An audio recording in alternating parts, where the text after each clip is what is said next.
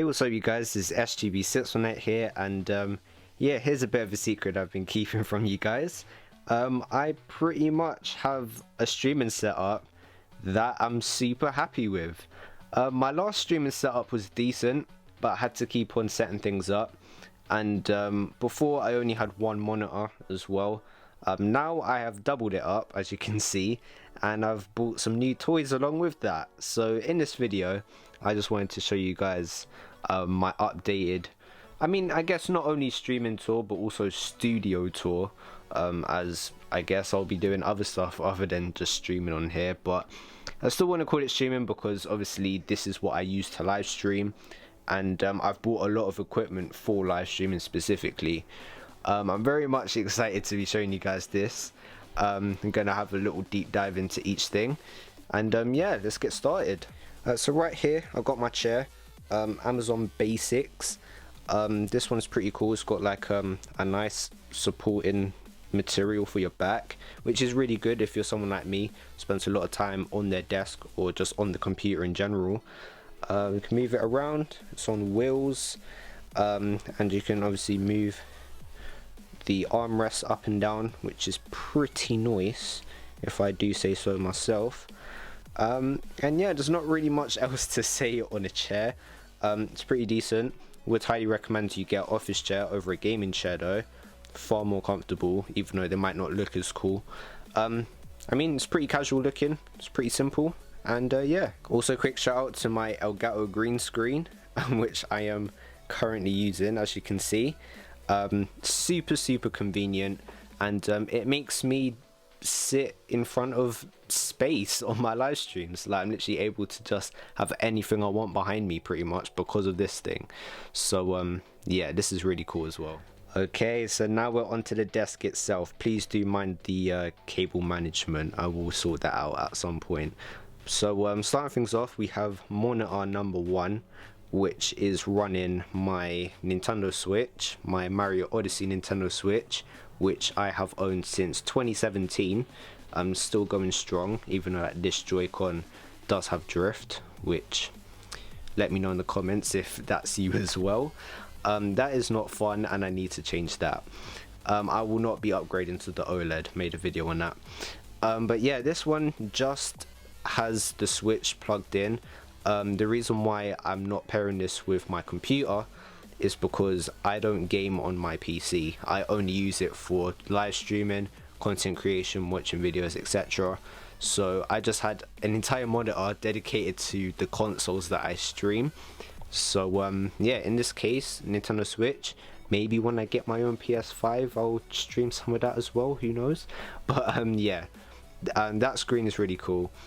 21 inch and all of that, and yeah, it does the job perfectly. I've got these Logitech speakers which really do the job. They're not even like the most expensive or most high-end, but they get the job done and actually somewhat decent quality. Move over here, we've got these cool little Super Nintendo coasters that my auntie bought for me a while ago, so big shout outs to her. Yeah, these are really cool. So I have a Super Mario Kart one, and if I pull this table out, because yes, I can do that, let me just I actually have a Super Mario World one, even though I'm not, obviously you guys know Mario World isn't my favorite Mario game, but I still wanted to get one of these, and I'm super glad that I did get given one of these. Very cool looking, and Super Nintendo box arts look great, you can't deny that. Alrighty, so right here I've got my Power A wide controller. I talk about this all the time. So I have 2 controllers, or 2 Pro controllers for my Nintendo Switch. This is my work controller, as it's wired, connected to my Switch right now, as you can see, and you can kind of see my jumper through the reflection. It's obviously connected to this right now. Yeah, I just didn't want my work controller to rely on batteries. I just wanted to like plug in and do whatever I need to do on it. So yeah, this controller is really great, has a really sick Bowser design on it, as you can see. And yeah, that's what I do to you know, play for B-roll and whatnot. Speaking of B-roll, This is new. I got hard drive for B-roll. Yeah, 3 terabytes, so I'm sorted. Plenty of B-roll to shoot. And yeah, right here I've got my keyboard. Now, I done a short about me getting this when I first got it, and the comment section roasted me because I believe these are blue switches, and obviously the keyboard community are like, oh, you should be using brown switches or whatever. Guys, I don't care. I genuinely don't care. To me, this still sounds great. I mean, it's still clicky. I mean, I'm sure to other people the brown switches will sound a million times better, but I think it looks really cool. It has different light settings. I believe this was £35, £25. But yeah, it's really decent. It's actually cold to the touch when you touch it here, especially when you just first get out the box. There's a few different light settings. I don't know if I said that already, but yeah, it's a really cool keyboard. It's chopped off the extra number pad on the side, which means that it's a little bit smaller than usual, which I like. I never even used that anyway, to be fair. But yeah, it's a pretty cool bit of kit, wired as you can see, so I don't need to worry about charging it. And then right here I haven't got one of those fancy mouse pads that stretch all the way like over the keyboard and mouses, or under the keyboard and mouse. I just have it for the mouse. But yeah, it's alright, I don't mind. So I got this one given to me by my dad.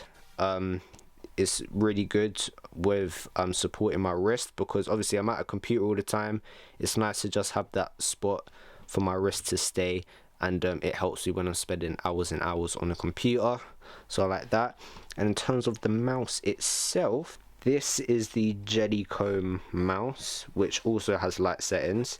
I just kind of calibrated these two to be sort of similar, so they're kind of fading into different colors, which is really nice. Yeah, you change it with this button. Reason why I like this mouse is, one, the size. I mean, you can look at that nice little hill. Yeah, it's pretty cool. And then two, if I click it for you, can you guys hear that? No, you can't, because it is a very, very quiet mouse. So on the one hand, I have a super loud laptop. I have a super loud keyboard, but I have a really quiet mouse. So it's weird but cool. It's weird but cool. This is also wired. You're probably going to notice a trend at this point. But yeah, that is that. I won't show you what this drawer looks like because it's a mess, but it's pretty much cables, hard drives, instruction booklets. It's nothing too exciting in there. HDMI, basically cables and tools that I can quickly grab and plug in or use and stuff like that. But with this one is tidy and organized, so I'll show you this one.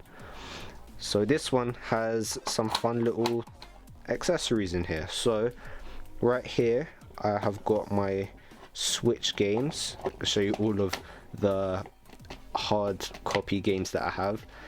Yeah, so you just got a couple of pages to flick through and see what games I have. Pretty much I just have one American import game, and then all the rest of it is just UK. This is my first ever Nintendo system that I ever owned. This is the Game Boy Advance SP.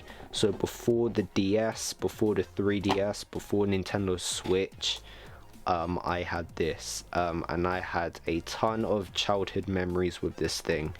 I love it, and yeah, this is a part of gaming history for me. One of my favorite consoles of all time, and one of the reasons why I'm a gamer, pretty much. So I have to keep that. This is the exact one that I had. I got a couple of games here, so kind of random games actually. I didn't even play these games that much. So we got Super Circuit, which isn't my favorite Mario Kart. Sonic Advance 2, which isn't my favorite Sonic Advance. And you got Spyro's Adventure, which I didn't even play growing up, so I don't even know where I even got that Spyro game from, to be fair. But some games that I did grow up with were Sonic Advance and Crash Nitro Kart. Crash Nitro Kart being one of my all-time favorite games, the GBA version specifically. I probably played that game the most on the GBA, that and Tweety and the Magic Gems, which no one talks about, by the way, probably because it's based off of the TV show. But yeah, GBA is a classic console, love it, and it's kept in my desk drawer, so you know it's special to me. You know it's special to me. Also, in Mad Cat's cases, ignore that. So I have like I have the SN30 Pro Plus in here, which I won't fully take out. But yeah, this controller is really cool. The DualShock controller is like my favorite controller. Unfortunately, I have never tried the DualSense because I do not have a PS5 currently. I do plan on doing that. But the fact that I can play Nintendo Switch in that style, oh, I was so excited, man. And on top of that, it looks partially like a SNES controller. Yes. So yeah, this controller is really cool. It looks very cool. And yeah, I mostly use this for like casual, like for when I'm playing games casually, as it's wireless. I mean, I know you can plug it in, but the cable is a lot shorter than the Power A one. But yeah, great controller, I love it. And yeah, it's definitely one of my favorite pieces on this desk pretty much. Background stuff, I've got like a spare Joy-Con grip, because obviously when you play with Joy-Cons on the side, it's carpal tunnel crawling at your door. And then right here I've got the regular SN30, which I bought before the original one. Why is it upside down? But yeah, there's that. It's pretty simple. I can literally get away with playing Sonic Mania with this controller. It's literally just a Super Nintendo controller. My only drawback is that it doesn't have a home button, which is really annoying. And like, I have to keep my Power A wired controller plugged in so I can just go back to the home menu. It's really annoying, but you know, is what it is. And yeah, still really decent controller. Right here I've got USB hub. This has 10 ports, I believe, and has on and off switches, which is really nice. Yep, just ignore that cable management. Like I said, you do not need to see that. But right in front of that, I have my Elgato Stream Deck. Now, I know a lot of people will make fun of me for having the Mini, but I just think that the Stream Decks are quite overpriced for buttons. So when I saw that there was a cheaper one with only 6 buttons, I mean, I'm not really going to be using them that much, only using it for like scene transitions, which as you can see, I do not have that many.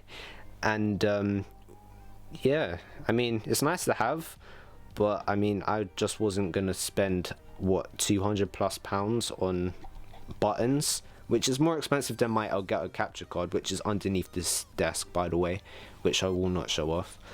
But yeah, here is my second screen, which is mirroring my laptop, as you can see right there. Yeah, I tried clamshell mode, but it was giving me a lot of problems, so I just decided to just mirror it with it just chilling there. I really don't mind, as long as it keeps my laptop off of the main desk. I really don't mind. Yeah, this is pretty cool. So if I actually, let me show you the Stream Deck. You see what I mean? I'm already used to like clicking on stuff like on the regular screen. So if I hit that, boom, you can see me, and you can see me on screen. All right, there. Hey, what's up? Oh, you can't even see me. All right, yeah, you can see me now. Yeah, so that is obviously the new stream overlay, which you've probably seen by now, as I did live stream yesterday, as of the time of recording. You can obviously see that the green screen is in effect, which is super nice. Now this picture quality looks crystal clear, partially because of the streaming camera that I'm using, which is the Logitech Stream Cam. This thing looks really cool, by the way. It looks like a regular casual camera, but it's really high quality. It's like 1080p 60 fps, and yeah, it's just chilling on top of the monitor there. It looks so cool on the monitor. You see what I mean? Like, it looks so cool like that, especially with the lights as well. Speaking of which, Elgato key lights. These things are very good. Now, I know you need settings for these, but I didn't even need to. Like, once I turn these on, these are literally at like the perfect setting for me personally. For you, if you buy them, you may need to do some adjusting. And obviously, sorry, it's hard to sort of show lights to you on a regular camera, but you may need to toggle around with the settings depending on where you're sitting. But for me personally, I was fine. You don't need to. I really just didn't need to. So yeah, we have that. Obviously we got the other speaker, which I already showed off, and just sitting back down again, I have my not blue Yeti. This microphone I've been using for almost 2 years now, I think, and that's how I do all of my voiceovers. And yeah, it gets the job done. Super sturdy and looks nice on the desk as well. And yeah, and then the last thing tucked away in the corner is just my laptop, just to keep it off the desk. But guys, there you go, that is my streaming setup. I'm super excited to be, you know, streaming and you know, making content for you sitting right here. Please comment down below your thoughts on the stuff that you saw in this video. Do you like them, do you not? And let me know, what is your favorite part of my setup? What's your favorite thing that I have here? Let me know and I'll be very interested to know. Anyway, thank you for watching. Please like and subscribe, and I will see you guys in the next video. Peace.